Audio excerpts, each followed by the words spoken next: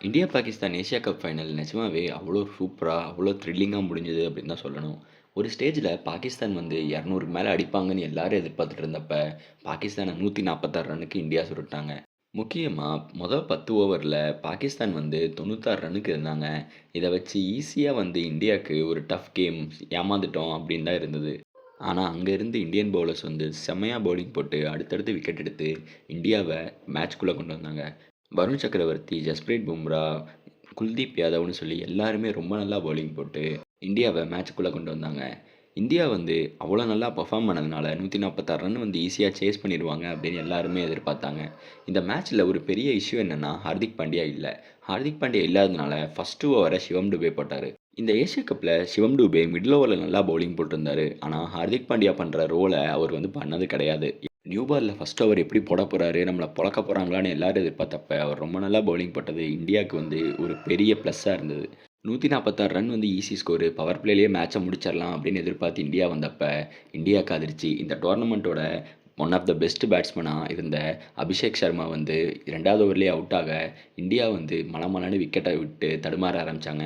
India ஒரு ஸ்டேஜ்ல 20 ரன்னுக்கு 3 விக்கெட் அப்படிங்கிற நிலைமையில இருந்தாங்க. அங்க இருந்து இந்தியா வந்து மேட்ச ஜெயிக்கும் அப்படிங்கிற நம்பிக்கை யாருக்குமே இல்ல. ஏன்னா, அவ்வளோ மோசமா இந்தியா வந்து பேட்டிங் பண்ணாங்க. அவ்வளோ நல்லா பாகிஸ்தான் வந்து பவுலிங் போட்டாங்க. அங்க இருந்து இந்தியா வந்து திலக் வர்மாவும், சஞ்சு சாம்சனும் ஒரு பார்ட்னர்ஷிப்ப போட்டு மேட்ச ரெக்கவர் பண்ண ஸ்டார்ட் பண்ணாங்க. எப்பப்பலாம் சான்ஸ் கிடைக்குதோ, அப்பப்பலாம் 6, 4ன்னு அடிச்சாங்க. ஆனா, மேட்ச வந்து கண்ட்ரோல்ல இருந்து வெளிய விடல. முக்கியமா ரன் ரேட்ட வந்து 10க்கு மேல கொண்டு போகவே விடல. கண்ட்ரோல்லயே வச்சிருந்தாங்க. ஒரு ஸ்டேஜ்ல சஞ்சு சாம்சன் அவுட் ஆனதுக்கப்புறம் சிவம் டுபே வந்தாரு. சிவம் டுபே தான் வந்து இந்த மேட்சோட டர்னிங் பாயிண்ட் அப்படின்னு சொல்லணும். எப்பல்லாம் தேவையோ அப்பல்லாம் 6, 4ன்னு அடிச்சு பிரஷர ரிலீஸ் பண்ணிட்டே இருந்தாரு. திலக் வர்மாவ வந்து கடைசி வரைக்கும் பிரஷர் இல்லாம ஆட வச்சாரு. அதனால என்ன ஆச்சு அப்படின்னா, திலக் வர்மா வந்து ஒரு பக்கம் அடிக்க, சிவம் டுபே ஒரு பக்கம் கண்ட்ரோல குடுத்தாரு. 22 பால்ல 33 ரன் அடிச்ச சிவம் டுபே 2 4ம் 2 இம்பார்ட்டன்ட் 6ம் அடிச்சு இந்தியாவ பக்கத்துல கொண்டு போய் நிறுத்துனாங்க.